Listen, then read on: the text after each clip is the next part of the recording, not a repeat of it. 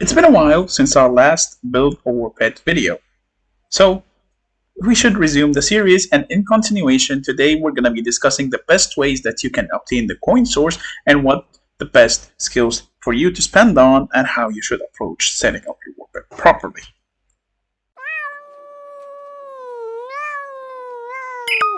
What is up guys, MEOWER here, back with a brand new Call of Dragons video. It's been quite some time since our last entry in the Build A Warpet series, so I figured it's time for us to update the series and keep going in our never-ending quest to obtain the perfect Warpet and the best ways for us to upgrade them, build them up, set them up, and utilize the game mechanics to their fullest. So, before we get started, of course, don't forget to drop a like, don't forget to subscribe. Let's get started. So, with the introduction of the last patch, they added a new way for us to obtain skills and the ability to sell every single skill type, even those which were locked to primarily luck. And I think it was another type of currency. Don't really remember. It was primarily luck and spirit that were locked out of being sold, but now you can pretty much sell everything and all types of skills. Plus, you can buy skills now from the merit shop. So there will be a new approach for us that we can utilize in order to maximize our credits income per week, and more ways for us to try to farm the best Warpet. So step number one that we're going to be approaching is that we are going to be selling every single 0-star skills or talents. It doesn't matter what they are. 0 stars are now worthless since you have a better way of obtaining credits. That means you can theoretically buy higher star tiers and no longer be locked in the loop of only having to buy the 0 stars. So now we can just set like this, and now we can just check out all the prices, find the best price for us to approach our Warpet and whatnot, and buy the best ways for us in order to maximize our Warpet stats. Number two, which will need a little bit of grinding, is that you're going to need to buy out the merit store now every week. Plus, it does improve over time since they have added the improved merit stores in the Augur Stone. So this is going to be the final merit store in the as soon as after Pass 5 opens. The premium merit store will be open, meaning we can theoretically buy the best tiers of everything, really, from elixirs, skills, or whatever. But our focus for this video is definitely going to be only skills and the best way for us to trade them. So, when you're done selling and everything, and you see that you have, for example, 1-star skills left or whatever, it's up to you whether if you want to sell them or not. There are some certain skills that you can buy for relatively cheap. For example, if you set the order from quality high to low and you keep the filter on this, it will automatically show you the cheapest skills primarily, and then it kind of scales back up now from price or whatever. So you're gonna have to set the price properly, and from there you're gonna have to scan.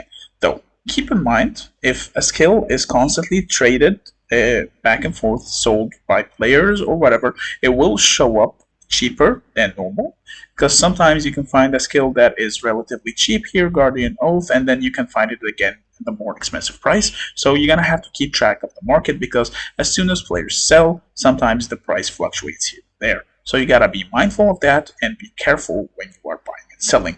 Always try to go for a 0-0 percentage. Don't try to get anything that is above from the green, because the green means it's gonna be increasing in terms of price. So try to snag those when they're cheapest, so that you save the most credits possible. You can also get credits now from constantly releasing pets that you don't need. So for example, this is a pet I don't need, so I'm just going to release it and hope maybe I get the skill. I got the skill. Well, that's really lucky. What? Wow. Oh, nice. So I got the skill. Now, some skills are just not worth it. I will go in depth for that, another video. But for example, Guardian Oath is absolutely worthless. 30% chance to restore 0.1% of your max unit count when your leader has a unit. So when you're dead, you only return at 0.1%. So that's another kill for you, and more units in the hospital and more merits fed to the enemy. So we're just going to sell it. This is absolutely worthless. We don't need it. It has no room for any builds at all. And then some other stuff is valuable. Legion HP is always good. Poison Gland is always good. And of course, Pure Strength is always nice. Having a percent chance on a skill that removes debuffs is always nice. And so on and so forth. But we'll go in depth onto skills in another video. Just the pretense in general of selling the stuff you don't need. And don't be afraid of constantly selling skills that you don't need. Hoarding skills will not be beneficial in any way whatsoever. If anything, selling them as fast as possible helps you stay on the curve, because as the same concept as more people buy, the price increases. The more people buy, the more people sell, the price decreases. So if you are selling first, that means you have the highest chance of getting the most value from the sale, any sale you make. And of course, you should always try to pick up every single skill that shows up here, and then after you're done with that, you should refresh your metal store, the weekly supply, and whatever. Plus, there are now other ways to obtain skills as well from the Augur Stone end of season rewards, though these are a bit of a gamble in my opinion. You're spending a lot of already rare crystals on a skill that might end up just being dumped in a place of a talent, for example. So say for example you spend 1,000 crystals and you already average like 2.5k a season. So between getting this, of course the legendary hero tokens are the best value, 100%, and then getting another token, you're limiting your season start from buying CP or whatever and buying the legendary emblem. So it's kind of risky, though I don't know if it's worth buying or not, because well, you're just gambling too much, though it's a bit you know. I don't know what the best way is going to be to approach this.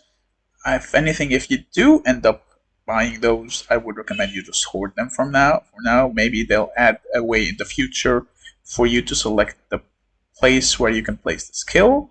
But till then, it's just too big of a gamble. This is a useless pet as well. We're going to sell it. Doesn't matter, we got whatever. It's just the same concept, you know. Don't be afraid to sell, don't be afraid to hoard, and don't keep any 1-star skills anymore. Just keep buying, selling, buying and selling until you accumulate a decent amount of coins, and then we can start selecting a certain pet to start working on after we've gotten a single 1-star or 2-star talents, because now that they fixed the drop rates, as the Augur Stone progresses and higher levels of pets spawn, you're going to have a higher chance of getting a higher talent star when capturing a pet.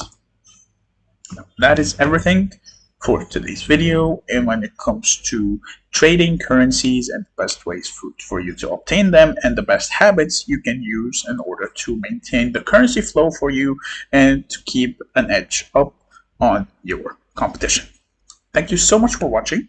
I hope you liked this video. If you did, please don't forget to drop a like. Don't forget to subscribe. Join our Discord. The link is in the description. I would love to see you all in the den.